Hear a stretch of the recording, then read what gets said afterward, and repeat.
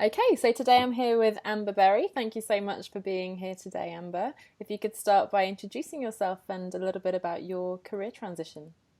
Sure. Thanks for having me on. It's been super excited to talk today. So, before I started my coaching business and my personal finance blog, I was working in the life sciences in the biotech industry. So, when I first graduated high school, I was doing chemistry research in a research lab, which was super fun.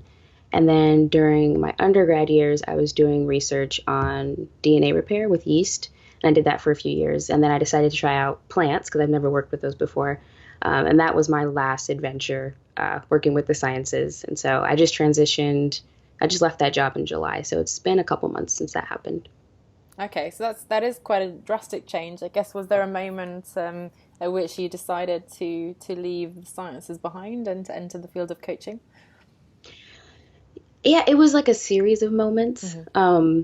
But like I noticed one thing I didn't enjoy about the research part of science is that there's not a very good work-life balance.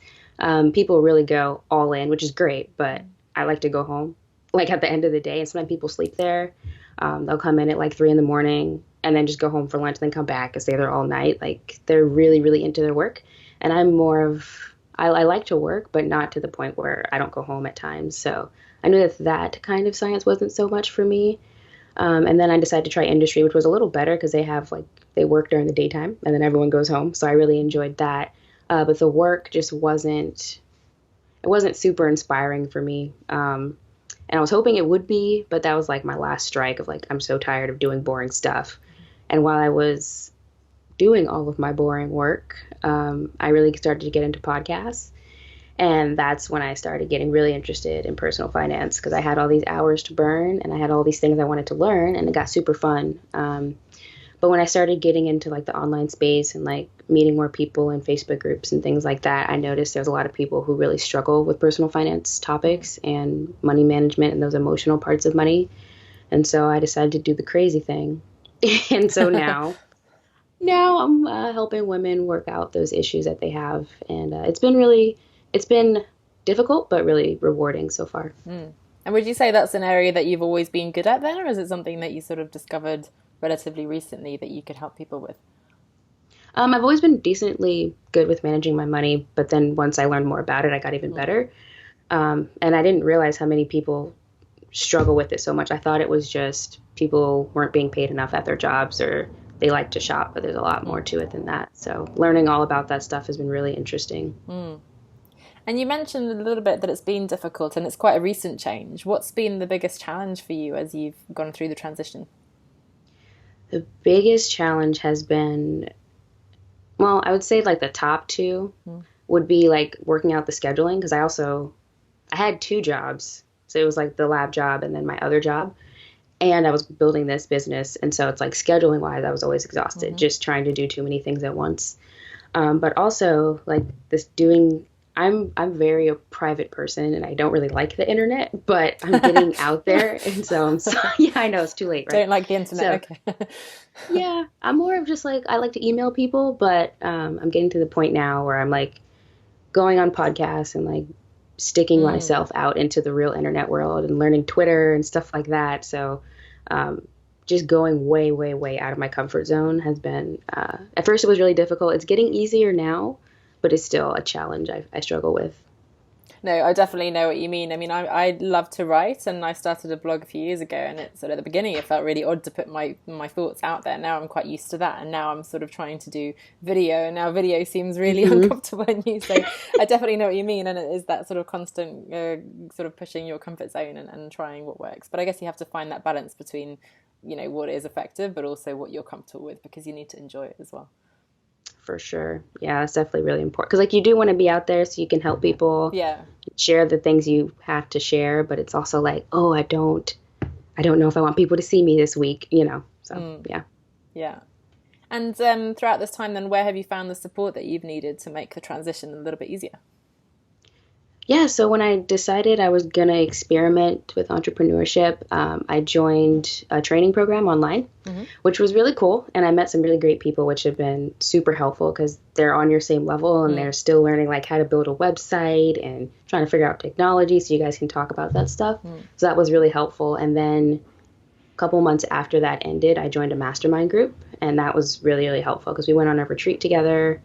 We have training calls like 2 or 3 times a month, trying to learn new skills and catch up on the latest marketing tactics and things like that. Hmm. So between the first training program and the mastermind, it's been incredibly helpful.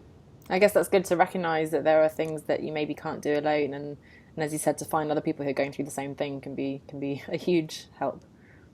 Oh yes, for sure. Also, like if they're good at something you're not, it's so helpful to just have Mm, someone guide you through something and then you figure out you're good at other things that people aren't hmm. and you can help them as well. So you find a lot of collaborative relationships as you're Mm. trying to grow. So it works out really well. You can help each other. Mm.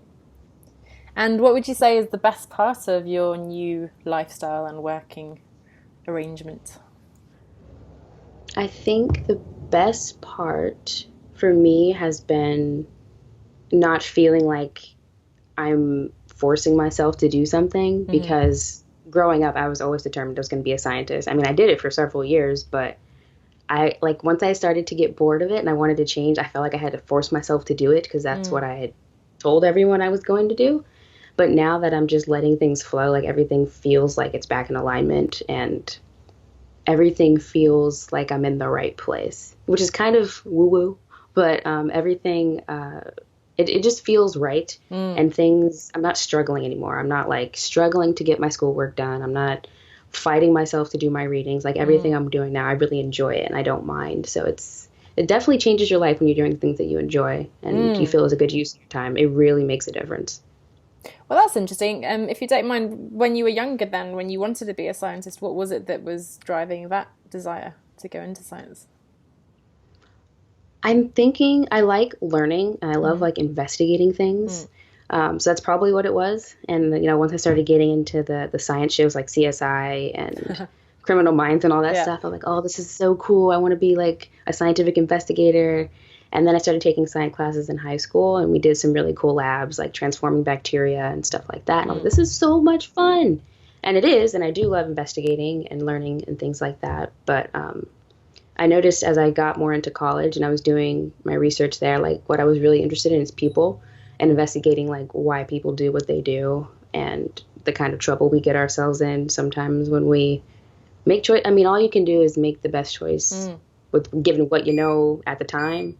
But sometimes, you look back and you're like, man, I wish I had done that. And so it's just interesting to understand like how we make choices Mm. and the decisions we make based on what we know and what we've learned in the past. And so that's really what I'm interested in now.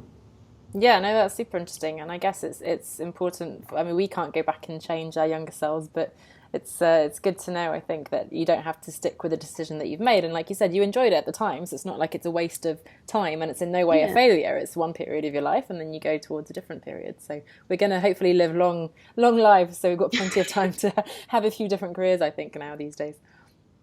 Yeah, I think that's definitely more of a possibility now, Mm, having lots of different careers and trying out new things. Especially like my generation, or at least in the people I'm immediately close to, like a lot of us didn't have children super mm, young. So we have that flexibility to just try out all the things. And it's been really cool, like the things that we've fallen into just from graduation a few years ago. It's been really cool to try new things and see what people's interests have fallen. So it's been fun to explore mm. and see everyone's new dreams blossom. Yeah, have you seen that among your friends and sort of people your age as well, making similar changes?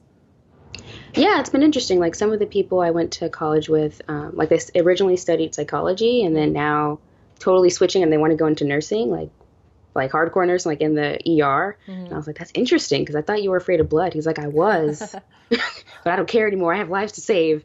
And then one of my friends, she studied sociology in college and now she's going back and studying math. And I was like, oh, that's really interesting. Everyone's Mm. just now that we've left school, all of our interests are changing, and it's been really cool to see the transformations people are having. Mm. Okay, and I guess if you could talk to somebody, maybe yourself, a year ago, or somebody who's in a job that they do enjoy, but they sort of feel like it's not something they want to continue with for whatever reason, what one piece of advice would you give them? if you feel like you may be on the brink of a transition, you should definitely explore it. Hmm. Like at the very least, if you find out you didn't like it, that's okay. At least now you know. You won't Mm. have to spend your whole life wondering like maybe that could have been something I would have really enjoyed and I could have really changed lives by what I decided to go pursue. Yeah, definitely. If you feel an inkling, just go explore it. Mm. And you don't have to do it alone. You can go get a support group, join some Facebook groups. There's lots of online communities. So go explore it and don't do it alone. It'll be a much better experience.